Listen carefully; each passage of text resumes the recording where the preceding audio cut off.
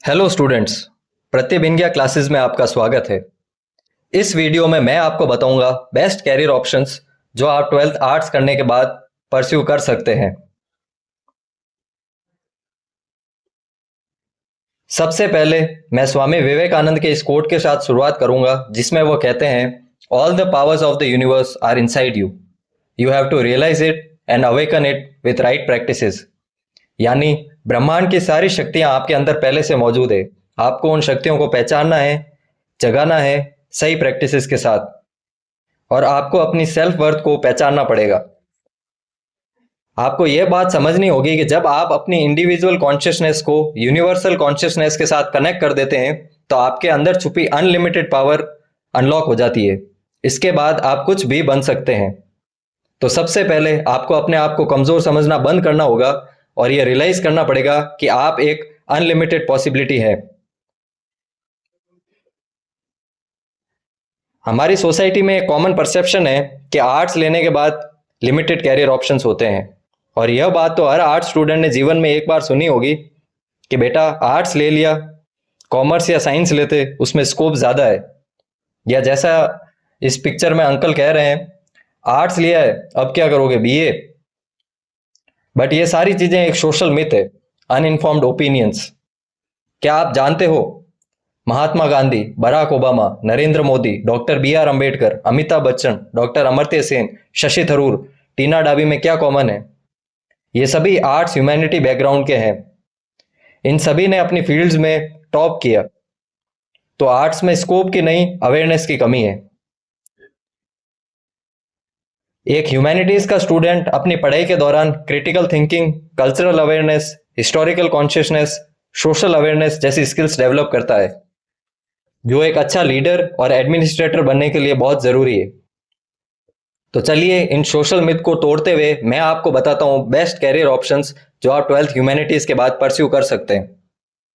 ये वीडियो उन सभी बच्चों के लिए रेलेवेंट है जिन्होंने 11th और 12th स्टैंडर्ड में ह्यूमैनिटीज ली है, या 10th स्टैंडर्ड में हैं और ह्यूमैनिटी लेने की सोच रहे हैं, या फिर फर्स्ट या सेकेंड ईयर में है कॉलेज में आर्ट्स स्ट्रीम के। तो इस वीडियो को मैंने 3 पार्ट्स में डिवाइड किया है। सेक्शन 1 होगा सीयूटी बेस्ड एग्जाम कोर्सेज। ये वो सब्जेक्ट्स हैं जो आपने 11th और 12th में पढ़े हैं। सेक्शन 2 प्रोफेशनल कोर्सेज है, जैसे लॉ और जर्नलिज्म। और सेक्शन 3 है कॉम्पिटिटिव एग्जाम्स और गवर्नमेंट सर्विसेज। अगर आपको इंडिया की बेस्ट सोशल साइंस कॉलेजेस में पढ़ना है, जैसे दिल्ली यूनिवर्सिटी, जेएनयू, तो आपको सीयूईटी यानी central university entrance test clear करना पड़ेगा।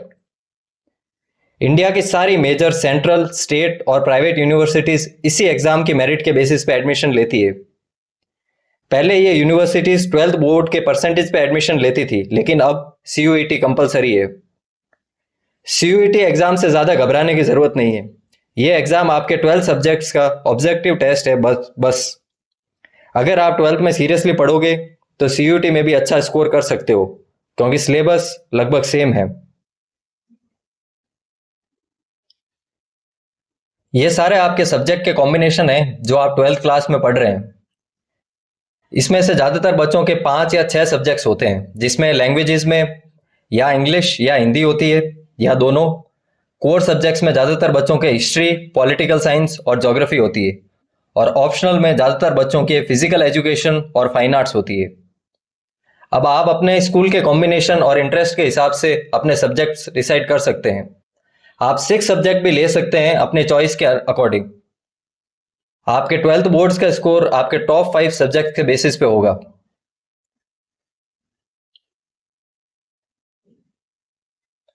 सबसे पहले बात करेंगे हिस्ट्री ऑनर्स की। अगर आप हिस्ट्री पढ़ने में इंटरेस्टेड हैं तो आप हिस्ट्री ऑनर्स कर सकते हैं। हिस्ट्री पढ़ने के बाद आप आर्कियोलॉजिकल डिपार्टमेंट ऑफ इंडिया में काम कर सकते हैं। आप म्यूजियम क्यूरेटर और हेरिटेज कंजर्वेशन में भी जा सकते हैं। नेक्स्ट है ज्योग्राफी ऑनर्स। ज्योग्राफी एक डाइवर्स सब्जेक्ट है, जिसमें स्पेशलाइजेशन करने के बाद आपके लिए बहुत सारी फील्ड्स खुल जाती है। आप आईएमडी यानी भारत के मौसम विभाग में भी जॉब कर सकते हैं। अगर आप ज्योग्राफी के साथ कंप्यूटर साइंस में भी स्पेशलाइजेशन करते हैं तो आप नेविगेशन और जीआईएस डिपार्टमेंट में भी जॉब कर सकते हैं। नेक्स्ट है political science honours. Polity honours करने के बाद आप पब्लिक पॉलिसी, एनजीओ या थिंक टैंक ऑर्गेनाइजेशन के साथ काम कर सकते हैं। आप इंटरनेशनल रिलेशंस में एमए करके यूएन, डब्ल्यूएचओ जैसी ऑर्गेनाइजेशंस में भी जॉब कर सकते हैं। स्टूडेंट्स पॉलिटी ऑनर्स के बाद 3 ईयर लॉ कोर्स भी परस्यू कर सकते हैं। Next is economics honours. Economic honours की कट ऑफ हमेशा डीयू में सबसे ज़्यादा रहती है। इस कोर्स की डिमांड की वजह यह है कि इकोनॉमिक्स करने के बाद आप गवर्नमेंट और प्राइवेट फाइनेंशियल सेक्टर्स में हाई पेइंग जॉब्स पा सकते हैं। आप अपनी प्रिफर्ड लैंग्वेज में भी ग्रेजुएशन कर सकते हैं। इंग्लिश ऑनर्स के बाद आप राइटिंग सेक्टर में जा सकते हैं। अगर आपकी कम्युनिकेशन स्किल्स अच्छी है तो आप इंग्लिश या हिंदी ऑनर्स के बाद मास मीडिया और जर्नलिज्म में भी जा सकते हैं। नेक्स्ट है साइकोलॉजी ऑनर्स। ह्यूमैनिटीज़ वाले मेडिकल फील्ड में भी जा सकते हैं। आपने नोटिस किया होगा आजकल सोसाइटी में मेंटल और साइकोलॉजिकल इश्यूज बहुत बढ़ रहे हैं, तो मेंटल हेल्थ प्रोफेशनल्स की डिमांड बहुत हाई है। आप साइकोलॉजी में ऑनर्स और मास्टर्स के साथ एक साइकेट्रिस्ट या मेंटल हेल्थ काउंसलर बन सकते हैं। अगर आप कोई स्पोर्ट खेलते हैं और तो आप स्पोर्ट कोटा के थ्रू सीयूटी में अप्लाई कर सकते हैं और कॉलेज के साथ अपना गेम कंटिन्यू कर सकते हैं। अगर आप स्पोर्ट्स इंडस्ट्री में अपना कैरियर बनाना चाहते हो तो आप बीपीएड का कोर्स करके रेफरी, फिटनेस कोच या फिजिकल एजुकेशन टीचर बन सकते हो। नेक्स्ट है आर्ट्स एंड डिज़ाइन। अगर आप एक क्रिएटिव पर्सन हो और किसी भी क्रिएटिव काम जैसे पेंटिंग, डिजाइनिंग, एनिमेशन में अच्छे हो तो आपके पास बहुत कैरियर ऑप्शंस हैं। आप painter, art gallery expert, graphic designer, product designer, VFX and animation industry में जॉब कर सकते हो। लास्टली, अगर आप फॉरेन या इंडियन लैंग्वेज जैसे फ्रेंच, स्पेनिश या संस्कृत पढ़ने में इंटरेस्टेड हो तो आप वो भी कर सकते हो। उसके बाद आप एम्बेसीज में जॉब कर सकते हो, टूर एंड ट्रैवल इंडस्ट्री में भी जा सकते हो। अब हम बात करेंगे सेक्शन 2 की, जो है प्रोफेशनल स्पेशलाइज्ड कोर्सेज। इन सेक्टर्स में काम करने के लिए आपको स्पेशलाइज्ड रेलेवेंट स्किल्स डेवलप करनी होगी। सबसे पहले बात करेंगे लॉ की। काफ़ी स्टूडेंट्स 12th आर्ट्स के बाद लॉ परस्यू करते हैं। लॉ के लिए या तो आप 12th के बाद क्लैट एग्जाम क्लियर करके इंडिया के बेस्ट लॉ कॉलेजेस में 5 ईयर लॉ यानी बीए प्लस एलएलबी कर सकते हैं, या फिर आप ग्रेजुएशन के बाद 3 ईयर लॉ कर सकते हैं।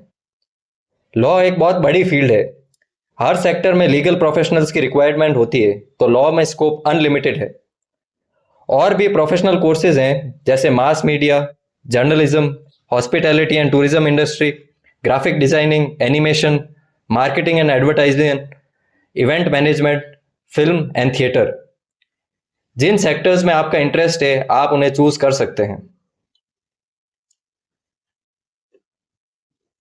लास्टली हम आते हैं सेक्शन 3 पे, जो है गवर्नमेंट सर्विसेज और एग्जाम। वैसे तो कोई भी स्ट्रीम में ग्रेजुएशन वाला यूपीएससी, स्टेट पीसीएस का एग्जाम दे सकता है, लेकिन ह्यूमैनिटीज का स्टूडेंट हमेशा एडवांटेज में रहता है, क्योंकि इन सभी एग्जाम्स का बल्क सिलेबस आर्ट्स के core subject history, geography, polity और इकोनॉमिक्स से आता है। स्टूडेंट अपने 3 ईयर ऑनर्स के बाद 21 साल की एज में ये एग्जाम दे सकता है। अगर आपकी तैयारी अच्छी है तो आप इस कंट्री की सबसे ज़्यादा prestigious high grade administrative officer jobs कर सकते हो। गवर्नमेंट फंक्शनिंग बहुत वाइड स्प्रेड है, तो गवर्नमेंट जॉब्स भी बहुत ज़्यादा है। ह्यूमैनिटीज़ का स्टूडेंट सीडीएस या एनडीए एग्जाम क्लियर करके डिफेंस फोर्सेज के आर्मी विंग में भी जा सकता है।